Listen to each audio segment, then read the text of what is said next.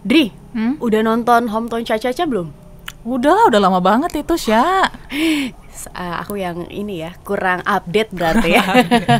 Kenapa? Suka nggak sama drama yang satu Suka banget, keren ya. Kayak slice of life gitu. Tapi ada satu scene yang menarik gitu ya. Ketika kepala Hong atau Hong Bajang itu dia kayak punya lisensi yang banyak banget gitu. Iya. Dan keren. Tapi berarti kalau misalnya kita lihat gitu ya, Hong Banjang sendiri itu kan punya banyak lisensi, berarti keahliannya banyak banget ya. Yes. Keren banget sih. Kalau misalnya kita implementasikan di dunia pekerjaan, jadinya generalis nggak sih? Karena dia kayak punya banyak lisensi, terus juga kayak menguasai berbagai macam hal. Ya walaupun nggak sedalam itu ya, spesifik gitu ya. Tapi kalau misalnya kita ngomongin soal profesi, lihat Dr. Yu. Dr. Yun. Yes, Dr. Yun ya. Kalau menurut aku dia lebih ke spesialis ya, karena kan dia di situ perannya sebagai dokter gigi, yang dimana datang ke sebuah desa gitu kan untuk buka praktek. Berbeda dengan Hong Banjang gitu yang memang background pendidikannya kalau nggak salah tuh teknik atau apa ya, dan dia sempat kerja di perusahaan saham ya, tapi dia punya segudang keahlian yang mungkin berbeda dengan latar belakangnya. Jadi kayaknya ini bakal jadi perbincangan yang seru. Kita akan bahas spesialis versus generalis.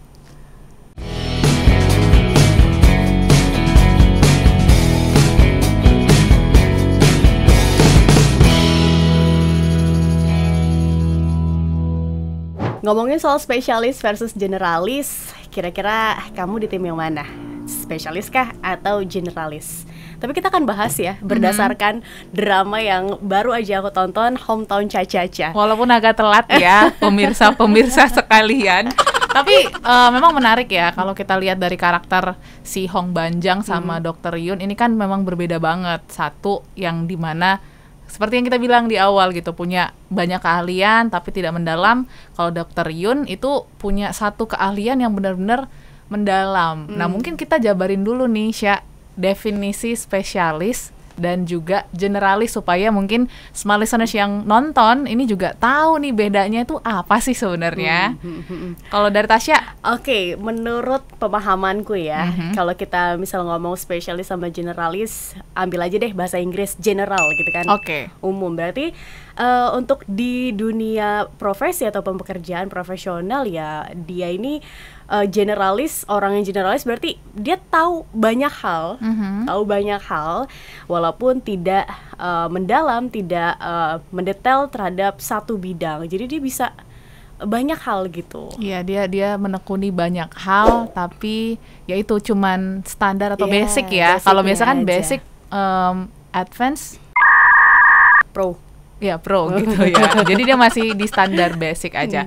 Kalau spesialis berbeda gitu, smart listeners. Jadi kalau spesialis adalah orang yang menekuni satu bidang dengan sangat dalam.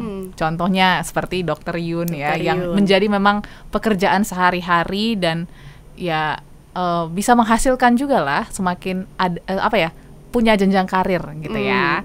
Dan udah ada namanya juga nggak sih? Namanya juga dokter spesialis gigi gitu kan. Wait a minute. Kalau gigi ada spesialis atau? Ya, spesialis gigi pokoknya intinya ya. Nah, itu kalau misalnya kita ngomong spesialis versus generalis nih. Tapi pasti ada plus minusnya dong untuk menjadi seorang spesialis ataupun menjadi seorang generalis. Pasti dong. Kalau misalnya kita sebagai, kita bilang karyawan lah ya, atau pekerja gitu kan, ini kan di masa yang persaingannya cukup ketat, kita juga bingung kadang nih, Sya, ya, kita mau jadi spesialis, kita pengen tekunin satu bidang, atau kita jadi generalis yang dimana kita bisa semua bidang, tapi ya gitu, biasa aja gitu. Kita bahas dulu nih, kalau kelebihan generalis tahu aku, dia lebih open minded gitu ya. Dia mau belajar banyak hal. Dia tidak menutup kemungkinan ataupun menutup kesempatan untuk belajar hal-hal baru, satu. Terus juga lebih fleksibel. Dia bisa masuk mana aja gitu.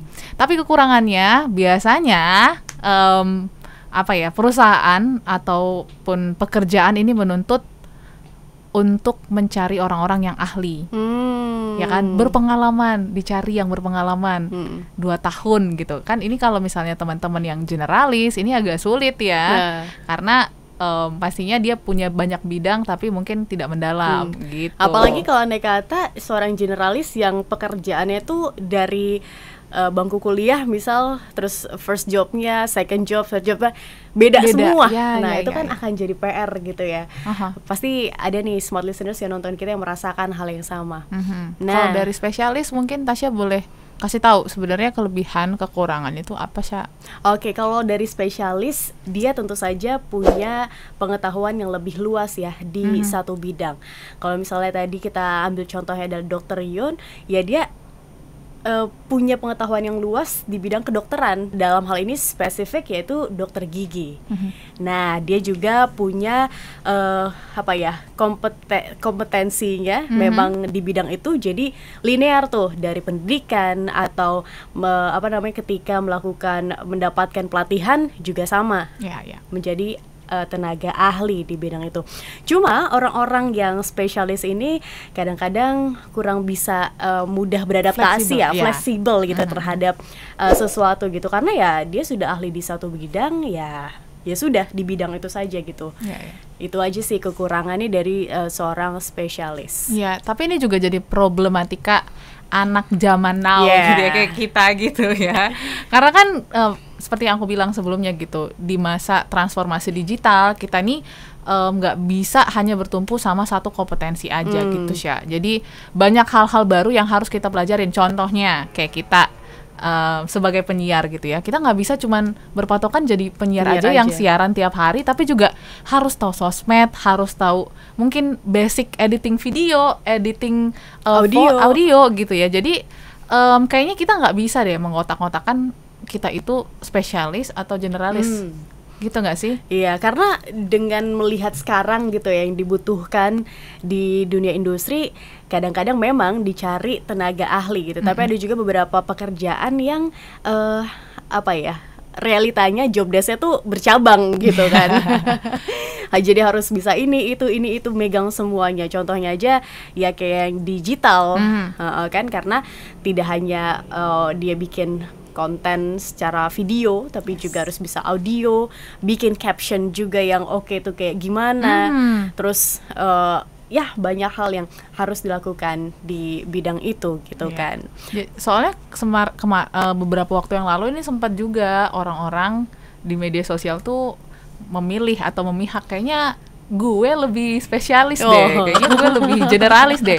Jadi mungkin konklusinya kayaknya kita bener seperti yang aku bilang sebelumnya gitu ya, kita nggak bisa mengkotak-kotakan diri kita as a generalist or as a specialist. Karena tuntutan zaman sekarang kita kayaknya nggak bisa deh untuk menerapkan hal itu. Tapi harus dinamis juga dan harus agile juga. Memang kita harus spesialis di bidang sesuatu. Ada satu hal yang kita pegang gitu kan. Ada satu hal yang kita tekuni, yang kita merasa bahwa kita nih into banget gitu di situ gitu kan.